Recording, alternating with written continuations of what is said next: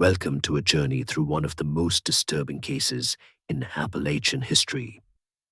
In autumn 1892, deep in eastern Kentucky's Cumberland Plateau, Sheriff Eli Vance led a posse into Hatcher's Hollow, a place even locals feared.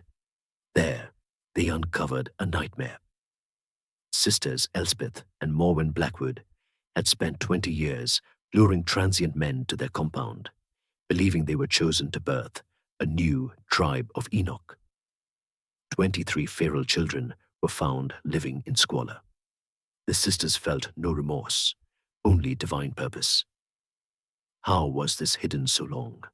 Subscribe for more buried histories and comment your city and time below. The Cumberland Plateau in the autumn of 1892 was a land where civilization existed only as fragile outposts scattered across an unforgiving wilderness.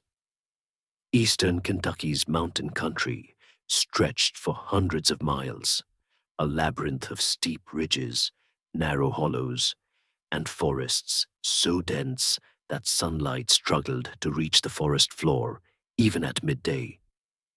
Communities were separated not by miles, but by days of hard travel along treacherous traces that disappeared with each winter's snow and spring's flooding.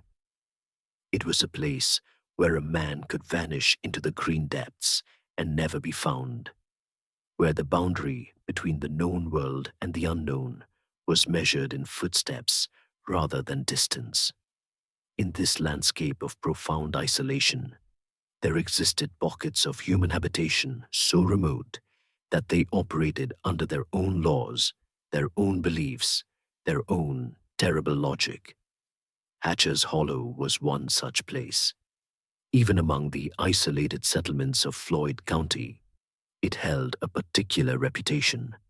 The hollow lay deep within a fold of mountains, accessible only by a single overgrown logging trace that wound through miles of laurel thickets and across treacherous creek beds.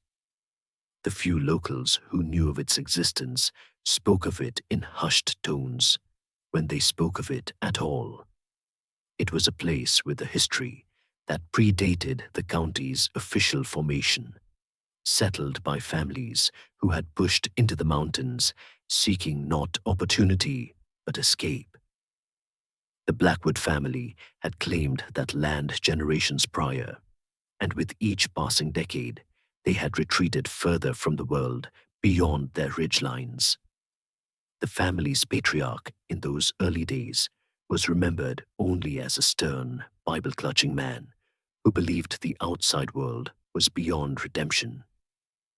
His son, Jedediah Blackwood, took his father's rigid faith and twisted it into something darker still.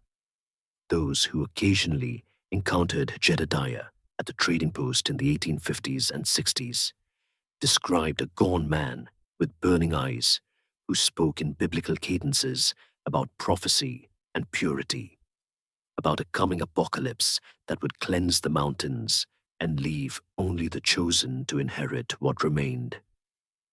He bought supplies in bulk, salt, flour, iron tools, and disappeared back into the hollow for months at a time.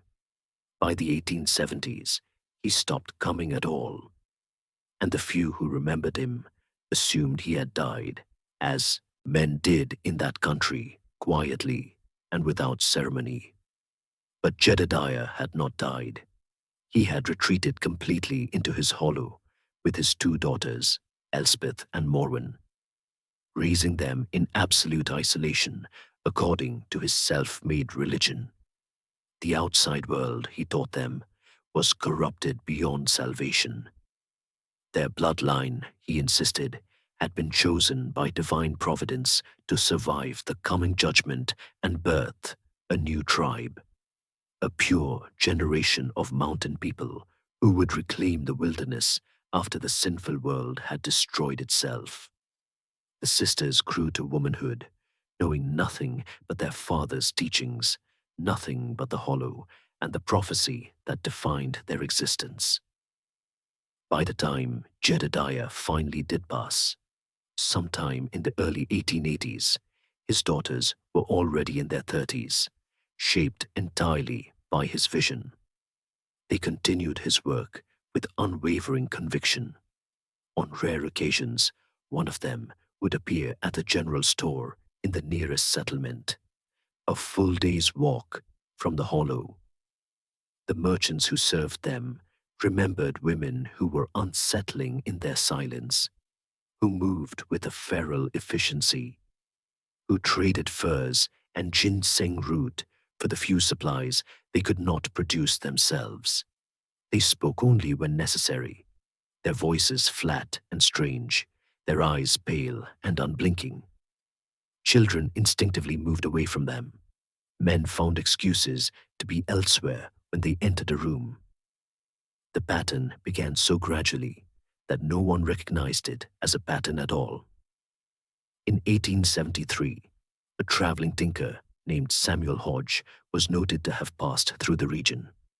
His wagon, loaded with pots and tools, heading east along the mountain trace.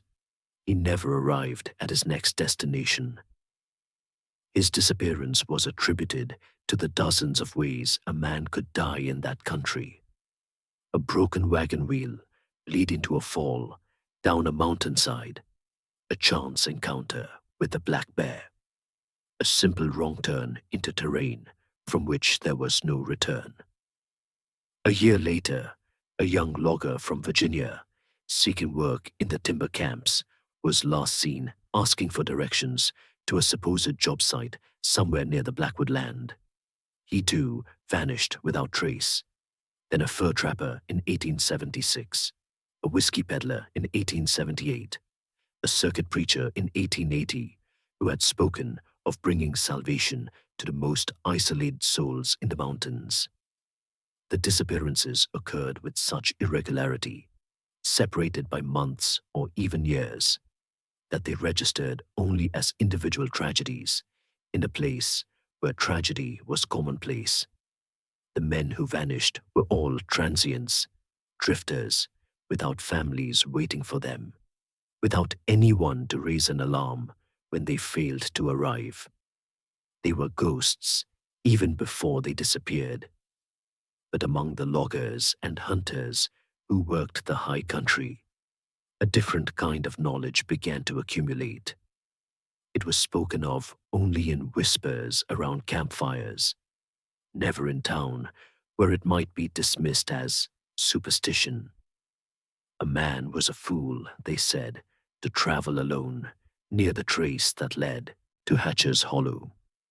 There were things in those mountains, they whispered, that had nothing to do with bears or weather. There were women there who practiced old ways, dark ways, who could call a man off the path with a look or a word. It was the language of folk belief, of mountain magic and granny witches, the kind of talk that respectable men dismissed, but that those who lived closest to the wilderness took seriously. Sheriff Eli Vance had held his position in Floyd County for nearly 15 years by the time the Blackwood case finally broke open. He was a man in his late 50s, weathered by decades of maintaining order, in a region where the concept of law was still something of a novelty to many who lived in the furthest reaches of his jurisdiction. Unlike many lawmen of his era, who relied on force and intimidation, Vance was known for his patience and his understanding of the mountain people he served. He had been born in these mountains himself, understood their customs and their silences, knew when to press and when to let things lie. But there was one matter that had troubled him for years, one persistent thread of darkness that he could not unravel, no matter how methodically he approached it. The whispers about men disappearing near Hatcher's Hollow had reached Vance's ears as early as 1875, shortly after he first took office. At first, he had dismissed them as he dismissed most of the folklore that circulated through the mountain communities. tales of haints and witches and curses that belonged more to superstition than to his casebook.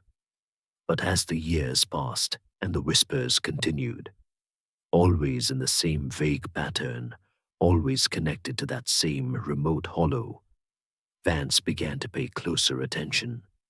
The problem was evidence, or rather, the complete absence of it. The men who supposedly vanished were transients by nature, moving through the region without leaving records of their passage. There were no bodies, no witnesses, no grieving families demanding answers. There was nothing concrete enough to justify an official investigation. Only the accumulated unease of men who worked the timber camps and knew the mountains intimately. Vance made several attempts over the years to investigate the matter as thoroughly as circumstances allowed. He rode the perimeter of Hatcher's Hollow multiple times, following the old logging trace as far as it remained possible, searching for any sign of the missing men or any indication of foul play. He found nothing but wilderness reclaiming what little human presence had ever existed there. On one occasion in 1884, he had ridden directly to the Blackwood property under the pretext of conducting a routine check on isolated homesteads. What he found unsettled him deeply, though he could identify nothing explicitly criminal. The compound consisted of a main cabin in severe disrepair and several crude lean-tos scattered among the trees. The two Blackwood sisters had received him with cold silence, standing in the doorway of their cabin like sentinels, refusing him entry, answering his questions with single words or not at all. But it was the children that disturbed him most. He had glimpsed them throughout his visit, pale faces peering from the undergrowth, small figures darting between trees, always watching, never approaching. He counted at least 8 or 9, though they moved so quickly through the shadows that an exact number was impossible to determine. They made no sound, these children, not even the normal chatter and play that children everywhere engaged in. When he asked the sisters about them, Elspeth Blackwood had simply stated that they were hers, that they were cared for, and that the law had no business with how a family lived on its own land. Vance had left the hollow that day with a profound sense of wrongness, but wrongness was not evidence. The children appeared malnourished but not starving, neglected but not obviously abused in any way he could articulate in legal terms. The sisters were strange, certainly, possibly dangerous, but strangeness was not a crime. He had no grounds for intervention, no justification for removing children from their mothers based solely on his instincts. The frustration of it ate at him. He was a man of law, trying to impose order on a situation that existed in a space beyond law's reach, a world governed by its own incomprehensible rules. The community offered no help. When Vance attempted to gather information from the few locals who lived within a day's travel of the hollow, he was met with evasion and silence. The mountain people protected their own, even when their own were suspect, and they protected themselves from involvement in matters that might bring trouble to their doorsteps. More than that, there was genuine fear in their responses. The Blackwood sisters were not simply strange women living in isolation. They were regarded with a superstitious dread that ran deeper than rational concern. People spoke of them in the same breath as granny witches and root workers, practitioners of Appalachian folk magic that blended Christian prayer with older, darker practices inherited from Scottish and Irish ancestors. To cross such women the locals believed, was to invite misfortune upon oneself and one's family. It was easier, safer, to simply avoid Hatcher's Hollow entirely and let whatever happened there remain hidden. Years passed with Vance's investigation effectively frozen. The disappearances seemed to slow, or perhaps simply became less talked about, as the 1880s progressed. The sheriff continued his duties, dealing with the more mundane crimes and disputes that filled his days. But the Blackwood matter remained an open wound in his sense of justice. He was aging, aware that he might never have the answers he sought, that some mysteries in this vast and unforgiving landscape would simply have to remain mysteries. And then, on a cold October afternoon in 1892, a young man stumbled into his office in a state of complete terror, and everything changed. The young man who appeared in Sheriff Vance's office that October afternoon was a surveyor from Lexington named Thomas Caldwell, employed by a railroad company to map potential routes through the Cumberland Plateau. He was educated, articulate, and possessed the kind of technical competence that came from formal schooling rather than hard experience. Those qualities had served him well in his profession, but had nearly cost him his life in the mountains. Caldwell had become separated from his surveying party 3 weeks prior, while mapping a particularly difficult section of terrain. Lost and disoriented in the maze of ridges and hollows, he had wandered for 2 days before stumbling upon what appeared to be salvation. A thin column of smoke rising from a hollow he had not known existed on any of his maps. What Caldwell told Sheriff Vance over the course of that afternoon, speaking in a voice that frequently broke with emotion, provided the first coherent testimony of what occurred within the Blackwood compound. He described approaching the clearing and being met not with hostility, but with an unsettling hospitality. 2 gaunt women, both dressed in homespun clothing that seemed decades out of fashion, had invited him to rest and eat. He had been desperate enough, hungry enough to accept. The meal was simple but substantial: cornbread and wild game stew. The sisters spoke little, but their pale eyes never left him. It was only after he had eaten and began to feel an overwhelming drowsiness that he realized something was terribly wrong. The last thing he remembered clearly was attempting to stand and finding his legs would not support him. He awoke in darkness, bound hand and foot in what he eventually determined was a root cellar beneath the main cabin. For a week, Caldwell remained captive in that underground space. The sisters brought him food and water twice daily, always speaking to him in a strange, almost ritualistic manner that he could not fully comprehend. They told him he had been chosen, that he would serve a holy purpose, that his seed would help birth the new tribe that would inherit the mountains.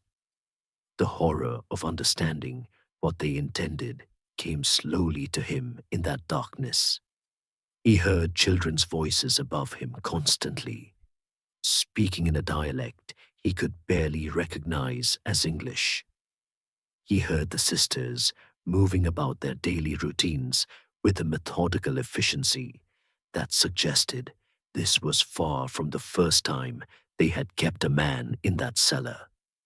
On the 7th night of his captivity, Caldwell managed to work his hands free of the rope that bound them. The sisters had grown complacent, perhaps assuming he had accepted his fate as others before him had.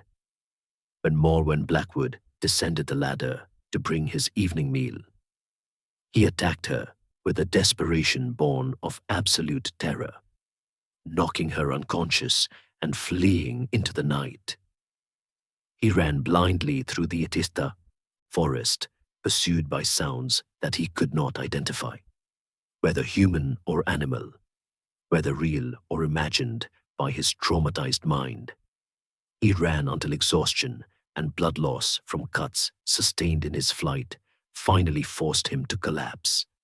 By fortune or providence, he had stumbled onto a legitimate logging trace and was found the next morning by a timber crew who brought him to the nearest settlement. Sheriff Vance listened to Caldwell's testimony with the careful attention of a man who had waited years for exactly this kind of witness. Unlike the vague rumors and second-hand tales that had frustrated his investigation for so long, Caldwell could provide specific details, could describe the layout of the compound, could testify to criminal acts under oath. More importantly, he was a respectable professional from outside the region, someone whose word would carry weight with prosecutors and judges in a way that the testimony of superstitious mountain folk never would. Vance knew he finally had the evidence needed to act, but he also knew that entering Hatcher's Hollow would be dangerous.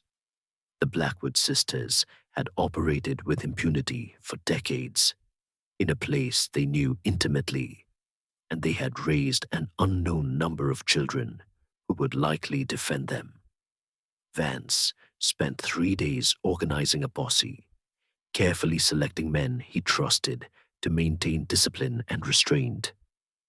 He knew that whatever they found in that hollow, it would need to be documented properly, handled according to law, rather than frontier justice. On the morning of October 23rd, 1892, Vance led 8 men into the mountains, guided by Thomas Caldwell, who had agreed to return despite his terror. The surveyor's maps helped them navigate terrain that would have otherwise consumed days of searching. As they approached the hollow, following the overgrown trace that seemed to exist in defiance of nature's reclamation, an unnatural silence settled over the forest. The normal sounds of birds and small animals faded away. The men in the posse, all experienced woodsmen, recognized this silence as a warning sign. They were being watched. The first sign that they were close came not from sight, but from smell.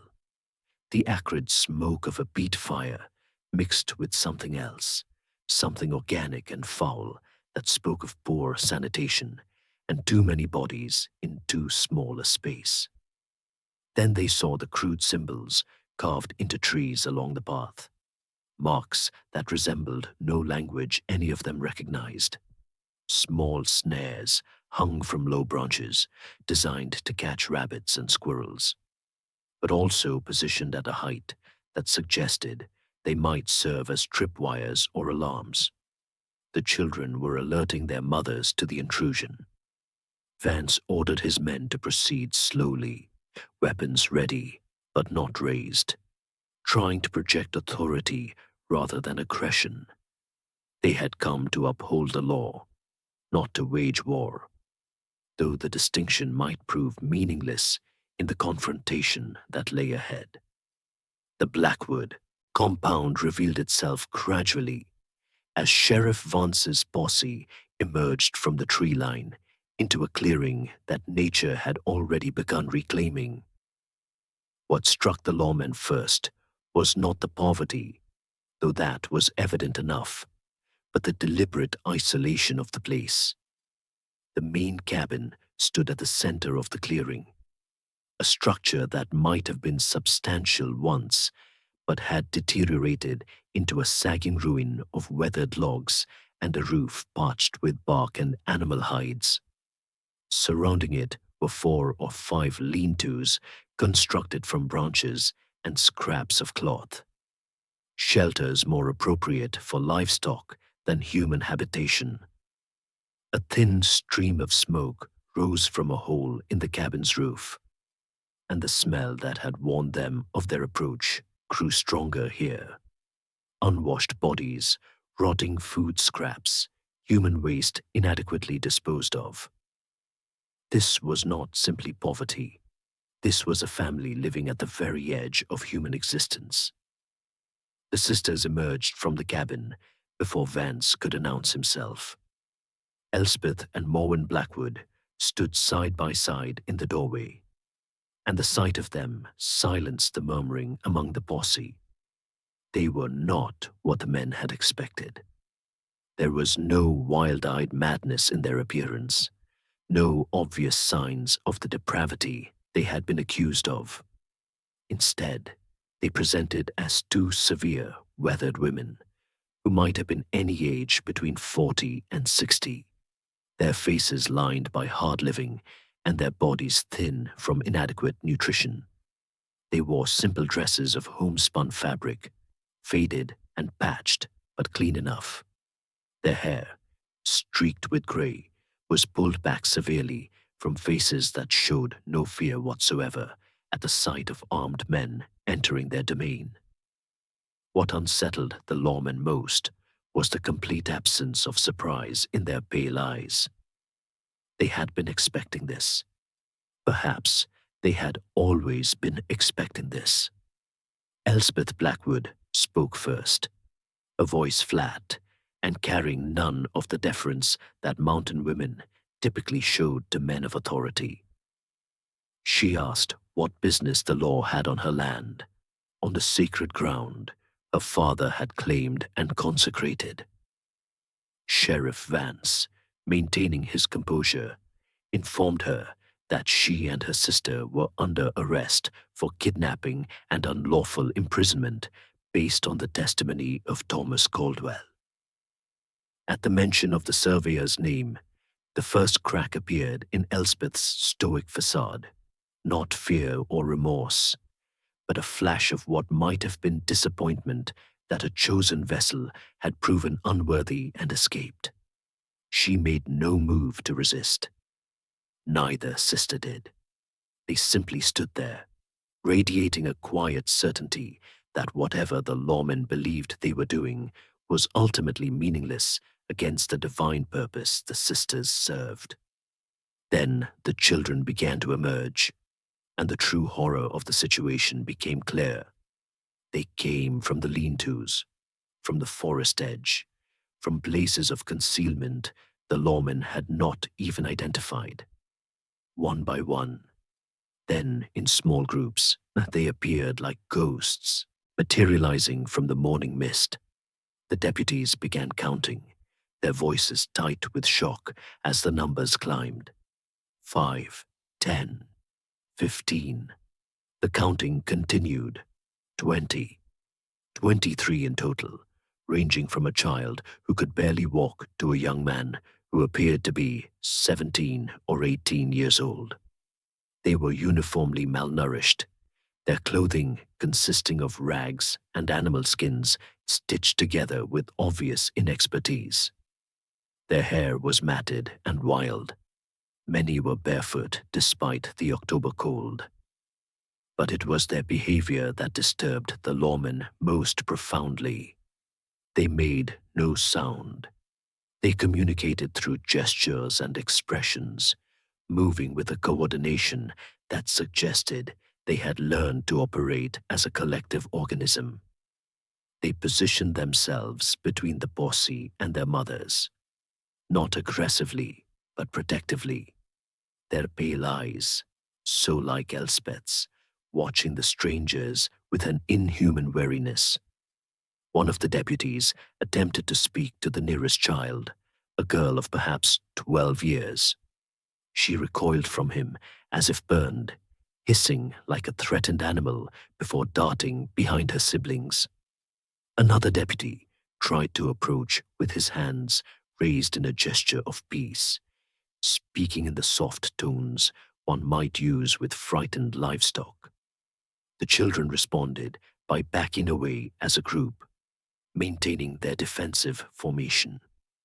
It became clear that these children had been raised with such complete indoctrination against the outside world, that they viewed the lawmen not as rescuers, but as invaders threatening their mothers and their way of life. They spoke among themselves in a strange pidgin that combined archaic mountain dialect with words that seemed to have no English root, a private language developed in absolute isolation. Sheriff Vance ordered several of his men to search the compound, while others kept watch over the sisters and attempted to calm the children.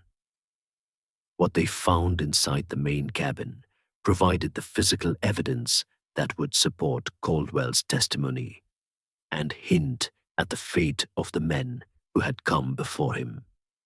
The interior was dark and thick with smoke from the peat fire that smoldered constantly in the crude hearth. The floor was packed earth covered in filthy straw. Crude bunks lined the walls, far too few for the number of children who somehow existed in this space. In one corner, the deputies found the entrance to the root cellar, where Caldwell had been held, a simple trapdoor that opened onto a ladder descending into darkness. They also found, carefully stored in a wooden box, as if they were precious relics, a collection of items that could only have belonged to the vanished men. A rusty tin of tobacco, a bent pair of spectacles, a single worn boot, a pocket watch that had long since stopped, a small Bible with a name inscribed inside the cover that no one present recognized. These pathetic remnants were all that remained of men whose bones likely lay scattered somewhere in the vast forest surrounding the hollow, their final resting places, known only to the sisters and perhaps to the older children who had been taught to help dispose of the evidence.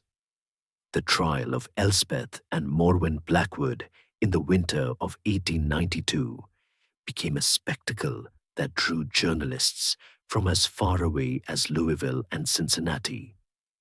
The courtroom in Prestonsburg was packed beyond capacity with curious spectators who had traveled through winter weather to witness what newspapers were calling the most disturbing case in Kentucky's history. But those who came expecting theatrical displays of madness or remorse were disappointed. The sisters sat together at the defense table with the same stoic composure they had shown when Sheriff Vance first arrested them, their faces betraying no emotion as witness after witness testified to the conditions found in Hatcher's Hollow and the suffering of the children who had been taken into state custody. Thomas Caldwell's testimony was methodical and devastating. He described his captivity in clinical detail, the drugged meal, the weeks spent bound in the root cellar, the sisters' ritualistic language about chosen vessels and holy purpose. The defense attorney, a young man appointed by the court who seemed overwhelmed by the magnitude of his task, attempted to discredit Caldwell by suggesting he had misunderstood the sisters' intentions or that his ordeal had distorted his perceptions. But Caldwell remained steady under cross-examination, his educated bearing and evident trauma lending credibility to every word. The physical evidence recovered from the compound, the items belonging to vanished men, the restraints found in the cellar, the deplorable conditions documented by the deputies, corroborated his account in ways that could not be explained away. Yet the most chilling testimony came not from the prosecution's witnesses, but from Elspeth Blackwood herself. Against her attorney's advice, she insisted on taking the stand to explain what she and her sister had done and why. What followed was a window into a worldview so completely detached from shared reality that many in the courtroom struggled to comprehend what they were hearing. Elspeth spoke in a calm, matter-of-fact tone about her father's prophecy, about how Jedediah Blackwood had received divine revelation that the corrupt world would soon destroy itself, and that only a pure bloodline living apart from civilization would survive to inherit the cleansed earth. She explained that she and Morwen had been chosen as the vessels through which this new tribe would be born, that it was their sacred duty to bear children who would be raised without the poison of modern society's influence. When the prosecutor asked her directly about the men who had disappeared, Elspeth showed no evasion and no remorse. She referred to them as vessels, instruments of divine purpose, rather than human beings with lives and families. She described how she and her sister would identify strong men passing through their territory, men whose seed would produce healthy offspring. They would offer hospitality, administer herbs that induced compliance, and perform what Elspeth called the rite of union, a term that made several spectators leave the courtroom in disgust. She spoke of this process with the same tone one might use to describe planting crops or preserving food for winter, as simply another task necessary for survival and the fulfillment of prophecy. When asked what became of these men after they had served their purpose, Elspeth stated only that they were released back to the corrupt world, or that they chose to remain in the hollow, and were eventually buried according to the rituals her father had taught her. She would provide no specific locations, no names, no accounting of exactly how many men had died in Hatcher's Hollow over the 2 decades of her and Morwen's reproductive mission. The prosecutor attempted to break through Elspeth's facade of religious conviction, to find some acknowledgement that she understood the enormity of what she had done.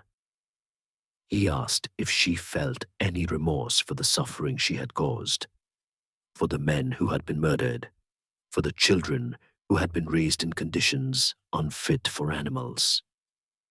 Elspeth's response silenced the courtroom.